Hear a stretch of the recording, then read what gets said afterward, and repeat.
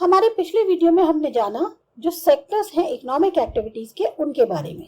अब हमारा जो अगला टॉपिक है वो है प्राइमरी, सेकेंडरी और टर्शियरी सेक्टर्स जो इंडिया में है उनके बारे में बात करते हैं। आपके यहाँ पे पेज पे ग्राफ दिया हुआ है। ये जो ग्राफ है ये बताता है कि जो गुड्स और सर्विसेज का इन तीनों सेक्टर्स में प्रोडक्शन जो है वो कैसे होता है। यहाँ पर आपको 2 साल के लिए प्रोडक्शन बताया गया है, 1973 और 74 का और 2013 और 14 का।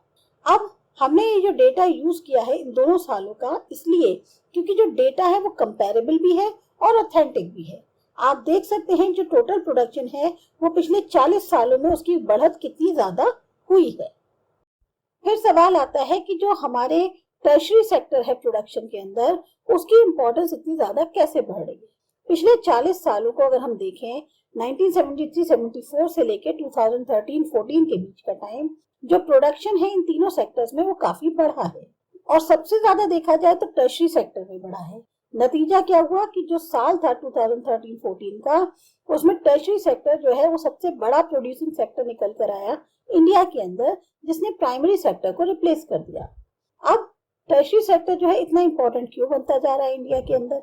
इसके भी बहुत सारे कारण हो सकते हैं। पहला ये है कि किसी भी कंट्री में बहुत सारी सर्विसेज जैसे कि हॉस्पिटल्स, एजुकेशन इंस्टीट्यूशंस, पोस्ट और telegraph services, post police stations, courts, village administrative offices, municipal corporations, defence, transport, bank, insurance companies, इन सब की जरूरत होती है। ये जो है सब करी जा सकती है बेसिक सर्विसेज के अंदर। डेवलपिंग कंट्री के अंदर गवर्नमेंट जो है उसकी ये जिम्मेदारी होती है कि वो इन सारी सर्विसेज को प्रोवाइड कराए। दूसरा कारण यह है कि जो डेवलपमेंट है एग्रीकल्चर का और इंडस्ट्री का, उसकी वजह से सर्विसेज का डेवलपमेंट हुआ, जैसे ट्रांसपोर्ट, ट्रेड, स्टोरेज, और जैसा हमने अभी देखा जितना ज्यादा डेवलपमेंट होगा प्राइमरी और सेकेंडरी सेक्टर्स का उतनी ही ज्यादा डिमांड बढ़ेगी ऐसी सर्विसेज। तीसरा है कि जैसे जैसे इनकम लेवल बढ़ा, कुछ सेक्शन जो लोग के हैं उन्होंने डिमांड करना शुरू कर दिया और ज्यादा सर्विसेज को, जैसे कि बाहर खाना खाना है, टूरिज्म हो गया, शॉपिंग है, प्राइवेट हॉस्पिटल्स हैं, प्राइवेट स्कूल्स हैं, प्रोफेशनल ट्रेनिंग है। तो ये सब जो चेंज है ये बहुत तेजी से हुए सिटीज के अंदर और खास तौर से जो बड़े शहर हैं वहां पर। फिर चौथा रीजन है कि अगर हम पिछले दशक को देखें, कुछ नई सर्विसेज जैसे कि जो कि इंफॉर्मेशन और कम्युनिकेशन टेक्नोलॉजी पर बेस्ड हैं वो काफी इंपॉर्टेंट और एसेंशियल हो गई है। प्रोडक्शन जो इन सर्विसेज का है वो बहुत तेजी से बढ़ रहा है। जो हमारा चैप्टर 4 है उसमें हम इन्हीं तरह के एग्जाम्पल देखेंगे कि कैसे जो नई सर्विसेज हैं वो और उनके क्या कारण है जो इतना उनका एक्सपेंशन हो रहा है। एक चीज जो आपको याद होगी कि सारी सर्विसेज सेक्टर जो हैं वो बराबर से तौर पे ग्रो नहीं कर रहे हैं। सर्विस सेक्टर जो इंडिया के अंदर है उसमें बहुत अलग अलग तरीके के लोग एम्प्लॉय होते हैं। एक तरफ जहाँ पे लिमिटेड नंबर ऑफ सर्विसेज हैं उसमें बहुत ही हाईली स्किल्ड और एजुकेटेड वर्कर्स काम करते हैं। दूसरी तरफ बहुत सारी संख्या में वर्कर्स हैं जो कि सर्विसेज में इन्वॉल्व है, जैसे कि छोटे छोटे शॉपकीपर्स हैं, रिपेयर पर्सन्स हैं, ट्रांसपोर्ट पर्सन्स हैं। ये लोग जो हैं मैनेज भी नहीं कर पाते कि अपनी उनको हार्डली एक रोजी रोटी उनकी जो है मिल जाए, उन्हें यही बहुत मैनेज कर पाए, और तब भी वो इन सर्विसेज को करते हैं क्योंकि उनके पास कोई और दूसरा मौका नहीं है काम का जो कि वो कर सके। इसीलिए कुछ हिस्सा जो इस सेक्टर का है वो ज्यादा ग्रो कर रहा है अपनी इंपॉर्टेंस में। इसके बारे में आप अगले सेक्शन में ज्यादा बेहतर तरीके से पढ़ेंगे। अब क्वेश्चन आता है कि ज्यादातर लोग जो हैं वो कहाँ एम्प्लॉयड होते हैं। आपकी बुक में जो ग्राफ 2 है वो ये बताता है कि किस तरह का परसेंटेज शेयर है तीनों सेक्टर्स के अंदर जीडीपी में। अब आप ये देख सकते हैं डायरेक्टली जो चेंजिंग इंपॉर्टेंस है इन सेक्टर्स की पिछले 40 सालों में। एक रिमार्केबल फैक्ट जो इंडिया का है वो ये है कि जहां एक तरफ शेयर हुआ है, उन जो शेयर है इन तीनों सेक्टर्स का जीडीपी में उसमें बदलाव हुआ है, वहीं इस तरह का सिमिलर शिफ्ट हमें एम्प्लॉयमेंट के केस में देखने को नहीं मिला। ग्राफ 3 जो है वो बताता है कि कैसे जो एम्प्लॉयमेंट का शेयर है इन तीनों सेक्टर्स में 77, 78 और 2017 और 18 को कंपेयर करें तो उसमें दिखता है प्राइमरी सेक्टर आज भी सबसे ज्यादा लार्जेस्ट एम्प्लॉयर रखता है अपने सेक्टर में। तो ऐसा एक सिमिलर शिफ्ट जो प्राइमरी सेक्टर का था वो क्यों नहीं हुआ एम्प्लॉयमेंट के केस में? ये इसलिए था क्योंकि बहुत सारे जॉब्स जो है वो क्रिएट नहीं हुए सेकेंडरी और टर्शियरी सेक्टर्स के अंदर। कहने को इंडस्ट्रियल आउटपुट या जो प्रोडक्शन है गुड्स का वो 9 टाइम्स ज्यादा हो गया इस पीरियड के दौरान, लेकिन जो एम्प्लॉयमेंट है इंडस्ट्री के अंदर वो जो है लगभग 3 गुना बढ़ा। सेम अप्लाई होता है टर्शियरी सेक्टर में। जहां प्रोडक्शन जो सर्विस सेक्टर में है वो 14 गुना बढ़ गया, वहीं एम्प्लॉयमेंट सर्विस सेक्टर में वो सिर्फ 5 गुना बढ़ा। रिजल्ट क्या हुआ कि आधे से ज्यादा वर्कर्स जो कंट्री के अंदर हैं वो प्राइमरी सेक्टर में काम कर रहे हैं, खास तौर से एग्रीकल्चर में, और उनका जो उत्पादन है वो 1/6 है जीडीपी का। अगर इसी के कंपैरिजन में देखें तो सेकेंडरी और टर्शियरी सेक्टर जो है वो बाकी जो रेस्ट ऑफ द प्रोड्यूस है उसको उत्पादन करते हैं, जबकि एम्प्लॉय जो है वो आधे से भी कम लोग हैं उसमें। तो इसका मतलब क्या होता है कि जो वर्कर्स हैं एग्रीकल्चर में वो उतना उत्पादन नहीं कर रहे हैं जितना करना चाहिए, या इसका मतलब ये होता है कि जितने ज्यादा लोग हैं एग्रीकल्चर में वो जरूरत से ज्यादा हैं, जितनी जरूरत है उससे कहीं ज्यादा है। अगर आप उनमें से कुछ लोगों को निकाल भी देते हैं तो प्रोडक्शन पर कोई असर नहीं है। दूसरे शब्दों में कहा जाए तो जो वर्कर्स हैं एग्रीकल्चर सेक्टर में वो अंडर एम्प्लॉयड हैं। एग्जाम्पल के तौर पे अभी हम एक छोटे से किसान लक्ष्मी का केस लेते हैं, जिसके पास 2 हेक्टेयर अनइरिगेटेड लैंड है और वो पूरी तरह से रेन पर और उस पर जो फसल होती है उस पर निर्भर करती है, जैसे ज्वार और अरहर पे। जितने भी 5 मेंबर्स हैं उसकी फैमिली के, वो उस प्लॉट के अंदर काम करते हैं पूरे साल में। क्यों? क्योंकि उनके पास और कोई जगह नहीं है जहां पर वो जाकर काम कर सके। आप देखोगे कि हर कोई काम कर रहा है, कोई भी खाली नहीं बैठा है, लेकिन एक्चुअल फैक्ट क्या है कि जो लेबर एफर्ट लग रहा है वो सिर्फ डिवाइड हो गया है। हर कोई कुछ कुछ काम कर रहा है, कोई पूरी तरह से एम्प्लॉयड नहीं। ये सिचुएशन होती है अंडर एम्प्लॉयमेंट की, जहां लोग जो हैं वो काम तो कर रहे हैं लेकिन जितना उनका पोटेंशियल है उससे भी कम काम कर रहे हैं। इस तरह का अंडर एम्प्लॉयमेंट जो है वो एक तरह से हिडन होता है। कंट्रास्ट में अगर देखें उन लोगों के जिनके पास काम नहीं है और वो पूरी तरह से विजिबल है कि वो अनएम्प्लॉयड है, इसीलिए इसको जो है डिस्गाइज्ड अनएम्प्लॉयमेंट भी कहते हैं। अब सपोज करो लैंडलॉर्ड सुखाराम जो है वो आता है और हायर करता है 1 या 2 मेंबर्स फैमिली के कि वो उसकी जमीन पर काम करें। लक्ष्मी की फैमिली जो है अब वो कुछ एक्स्ट्रा इनकम अर्न कर पा रही है इन वेजेस की मदद से, क्योंकि 5 लोगों की आपको जरूरत नहीं है उस छोटे से प्लॉट की देखभाल के लिए। अगर 2 लोग बाहर जाकर और दूसरे के खेतों पर काम करते हैं तो उनके जो खेतों पर प्रोडक्शन हो रहा है या जो उत्पादन हो रहा है उससे फर्क नहीं पड़ जाएगा। ऊपर के एग्जाम्पल में 2 लोग जो हैं वो फैक्ट्री में भी जाकर काम कर सकते हैं। अर्निंग्स जो फैमिली की है इससे क्या होगा, वो बढ़ जाएगी और साथ ही साथ वो अपना जो प्रोड्यूस है उनकी जितनी लैंड है उस पर जो कर रहे हैं वो भी जो है कंटिन्यू रहेगा। लाखों किसान ऐसे हैं जैसे लक्ष्मी है इंडिया के अंदर। इसका मतलब है कि अगर हम बहुत सारे लोगों को एग्रीकल्चर सेक्टर से हटा दें और उनको जो है कुछ सही सा काम दे दें कहीं दूसरी जगह, तो एग्रीकल्चर प्रोडक्शन पे कहीं कोई सफरिंग नहीं होगी। जो इनकम है लोगों की जो दूसरे काम को करेंगे वो बढ़ जाएगी और इससे क्या होगा, जो टोटल फैमिली इनकम है उसमें बढ़ोतरी होगी। तो ये जो अंडर एम्प्लॉयमेंट है ये और सेक्टर्स में भी होता है। एग्जाम्पल के लिए हजारों की संख्या में कैजुअल वर्कर्स होते हैं सर्विस सेक्टर में, अर्बन एरियाज में, जो डेली एम्प्लॉयमेंट की सर्च करते रहते हैं। ये वो जो है पेंटर्स के तौर पे, प्लम्बर्स हैं, रिपेयर पर्सन्स हैं, या ऑड जॉब्स जो होते हैं उनको करने वाले लोग होते हैं, उनकी तरह एम्प्लॉय होते हैं। हर एक को हर दिन काम नहीं मिलता। इसी तरह से अगर और लोगों को देखें सर्विस सेक्टर में, जो स्ट्रीट्स पर है वो ठेला खींच रहे हैं या कुछ बेच रहे हैं, क्योंकि उनको जो है पूरा दिन अपना जो है वो इसी तरह गुजारते हैं, लेकिन उनको कमाई कितनी होती है, बहुत जरा सी। कहने को वो काम कर रहे हैं लेकिन उनको ये काम इसलिए करना पड़ रहा है क्योंकि उनके पास जो है और बेहतर अपॉर्चुनिटीज नहीं है। अब हमारा टॉपिक है कि कैसे ज्यादा से ज्यादा एम्प्लॉयमेंट को क्रिएट किया जा सके। जो भी हमने ऊपर डिस्कशन किया उससे हम एक बात समझ सकते हैं कि एग्रीकल्चर में बहुत ज्यादा अंडर एम्प्लॉयमेंट है और लगातार वो जो है अंडर एम्प्लॉयमेंट बना हुआ है। बहुत सारे ऐसे लोग हैं जिनके पास काम ही नहीं है।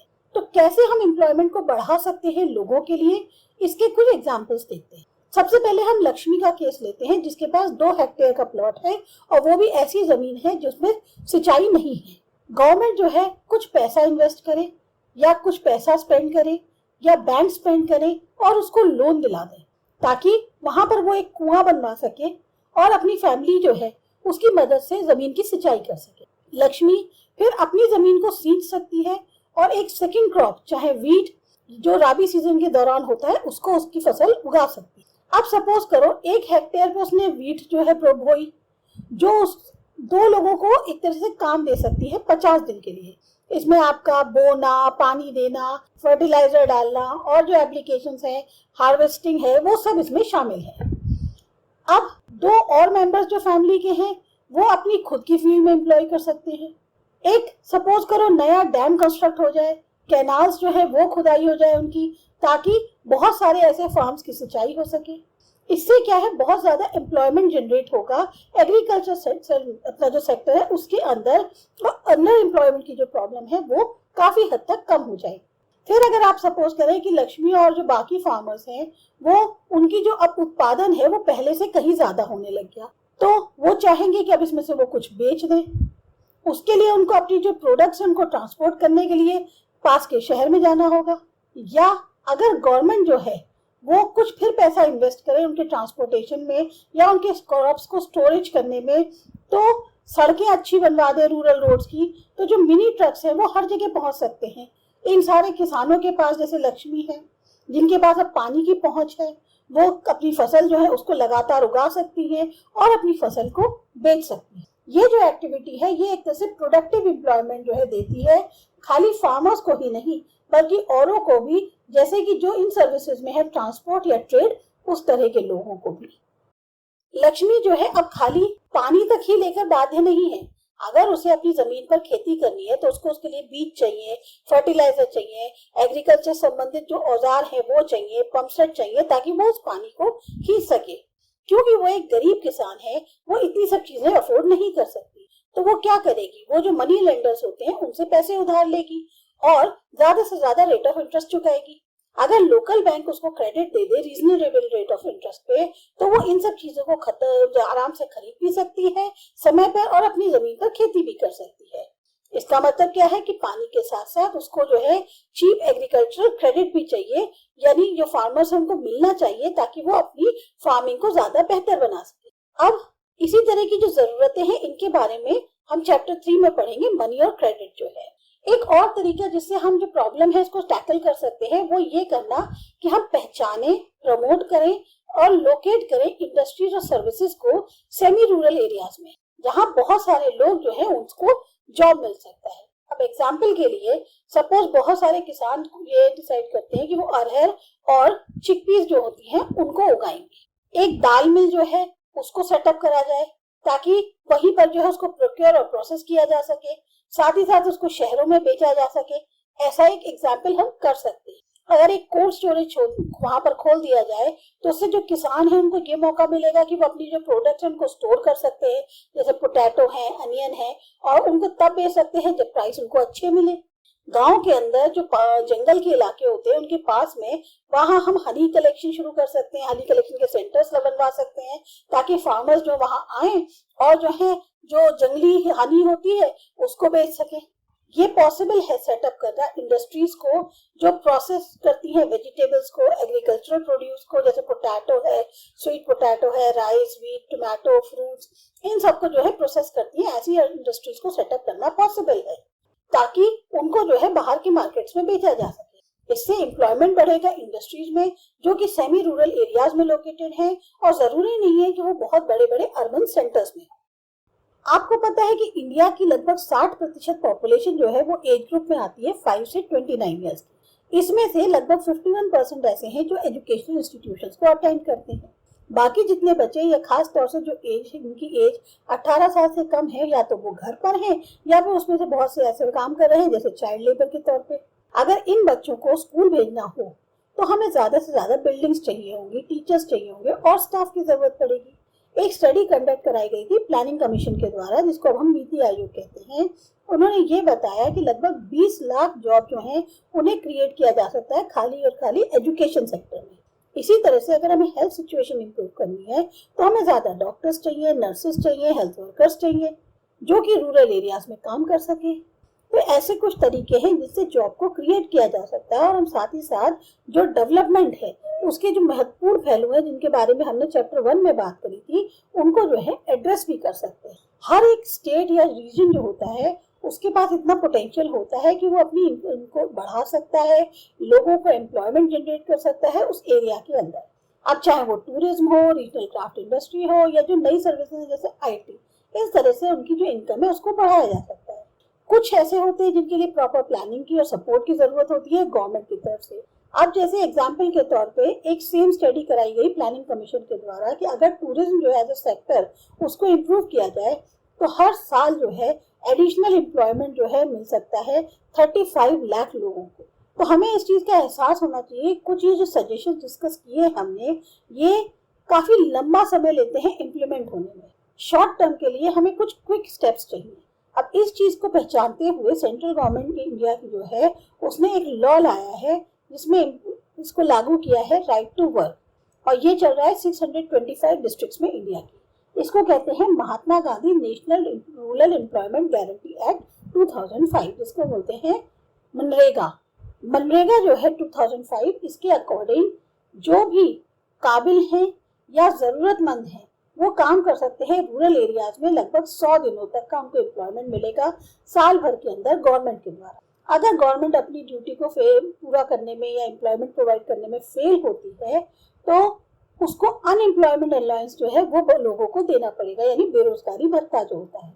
इस तरीके का जो काम है वो फ्यूचर में मदद कर सकता है प्रोडक्शन जो लैंड से है उसको इंक्रीज करने में, और इसको ज्यादा प्रेफरेंस दी जाएगी जो एक्ट है उसके अंतर्गत। अब इसके बाद जो हमारा अगला टॉपिक है वो है डिवीजन सेक्टर्स का ऑर्गेनाइज्ड और अनऑर्गेनाइज्ड के तौर पे। ये करते हैं अगले वीडियो।